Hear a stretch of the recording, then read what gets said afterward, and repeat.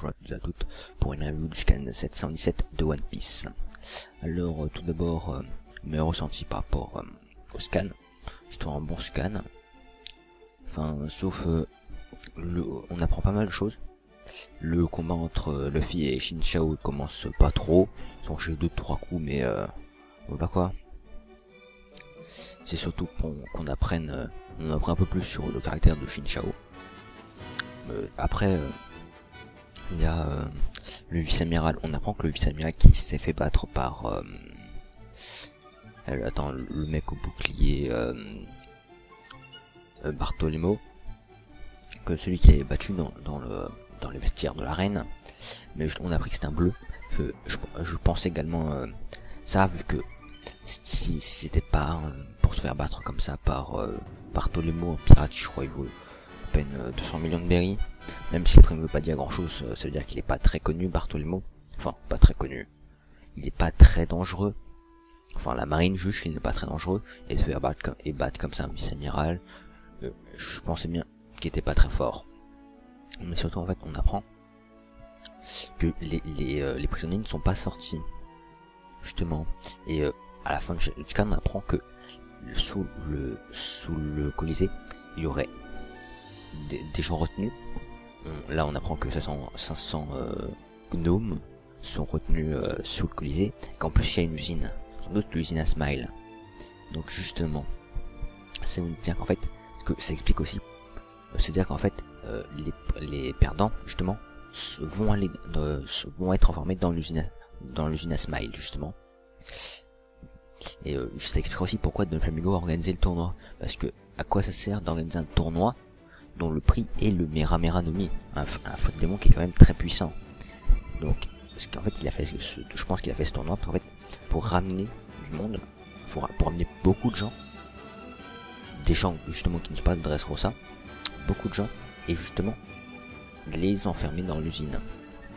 Parce que il y a aussi quelque chose qu'on a appris, qu'en fait les jouets sont c'était des humains, que bizarrement, je crois que le pouvoir du fruit démon fait oublier aux proches les gens. Et je pense que c'est un rapport avec l'usine. Parce que peut-être qu'en fait, les gens qui sont transformés en jouets, peut-être qu'en fait justement, ils connaissent, soit ils étaient dans l'usine à Smile, soit ils savent des choses sur l'usine à Smile, et justement ils ont été transformés en jouets. Justement, pour justement qu'ils ne parlent pas à propos de l'usine. Ou encore, parce qu'on ne sait pas ce que nécessite, à part le SAD, ce que nécessite la création d'un fruit du démon. Même type Zoan, c'est quand même assez dur. Et donc je pense qu'en fait, celui qui a le pouvoir de transformer les gens en jouets, en transformant quelqu'un en jouet, peut-être qu'il retire une espèce d'énergie, quelque chose comme ça, et qu'avec cette énergie ou cette âme, et bien, il peut créer un fruit de démon. Ou encore oui, il fait ça juste pour justement ceux qui en savent trop sur l'usine, ou d'anciens ouvriers, peut-être. Donc, je pense aussi qu'on apprend que Kanjuro, enfin, on a appris ça avant, que Kanjuro était enfermé dans la maison des jouets, et que celui qui transforme les gens en jouets se trouve justement dans cette fameuse maison. Donc, ce qui veut dire qu'en fait, il y a des chances que Kanjuro soit transformé en jouet. Parce que c'est de se passer. Et justement après on va voir parce qu'après, une fois qu'ils ont libéré la maison des jouets, ils vont la détruire.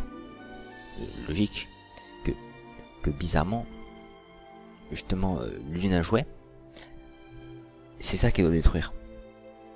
Pas enfin l'usine doit détruire aussi la maison jouets, on sait pas trop, parce qu'au début on nous dit qu'il doit détruire la maison des jouets, puis après on apprend qu'il y a une usine, mais c'est pas forcément l'usine à Smile.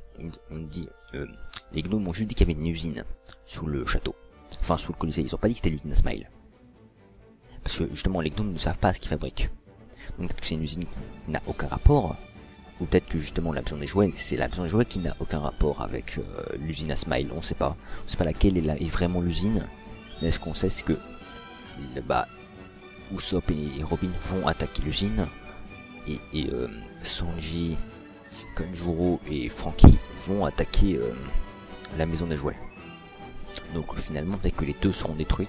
Hein. Peut-être que justement les informations qu'on récupérera dans l'une et dans la maison de jouets, les informations qu'on récupère dans l'usine sous le Colisée, peut-être que justement ça nous permettra à nous qui lisons justement au final en découpant, en regroupant ce qu'on a découvert, ce qu'on va nous dire dans les deux usines, peut-être que finalement on pourra voir justement les secrets d'un Flamingo. Et peut-être qu'on apprendra aussi pourquoi les jouets ne peuvent pas, enfin pourquoi personne ne peut sortir après nuit et pourquoi les jouets justement ne peuvent aller dans la maison des hommes et les hommes ne peuvent pas aller dans la maison des jouets. Sinon pour le prochain chapitre, il y a différentes choses. Soit on va voir comme ce qu'on a vu aujourd'hui, un zapping des différentes activités de chacun des membres de l'équipage. On va voir Robin et Usopp attaquer l'usine, on va voir Franky, le samouraï et Sanji, enfin Kinemon et Sanji attaquer la maison des jouets, et on va voir aussi le combat de Luffy, ou soit, personnellement je suis toujours prêt parce que ça permettra d'avoir quelque chose de plus clair, soit ils zappent un des trucs pour une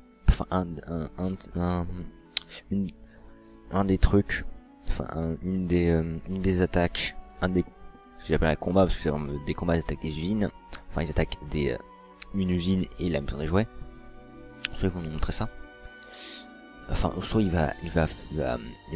on va pas nous montrer une de ces attaques, mais on va voir que deux attaques, probablement soit l'usine sous le Colisée et Colisée, soit l'usine et la maison des jouets. Je pense pas quand même à la maison des jouets et le combat de Luffy, parce que ça n'a pas trop de rapport.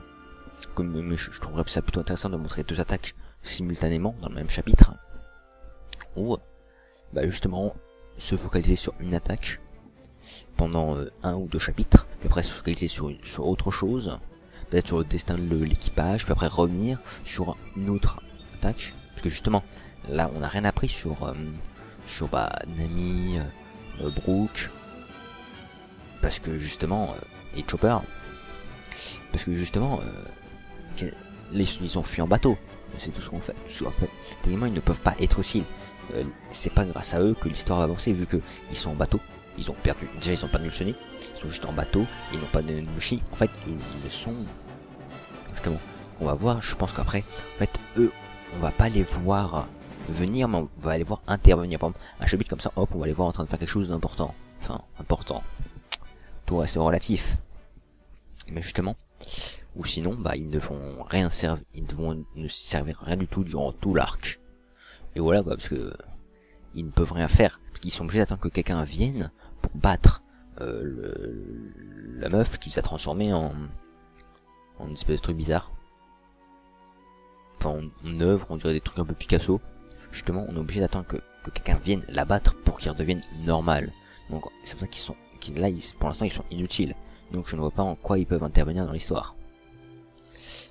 Donc voilà, c'est tout, c'était ma review du scan 717, ma review du scan 717 de One Piece. N'hésitez pas à vous abonner et mettre un pouce vert si vous avez aimé la review. Vous pouvez débattre dans les commentaires sur ce que j'ai dit, ou ce que vous pensez, ou des conseils à me donner pour mes prochaines reviews, ou encore des idées de mangas, des mangas desquels je pourrais faire des reviews. Vous pouvez aussi me suivre sur Twitter, je donnerai le lien du site où j'ai eu le scan. Sur ce, au revoir et à une prochaine review.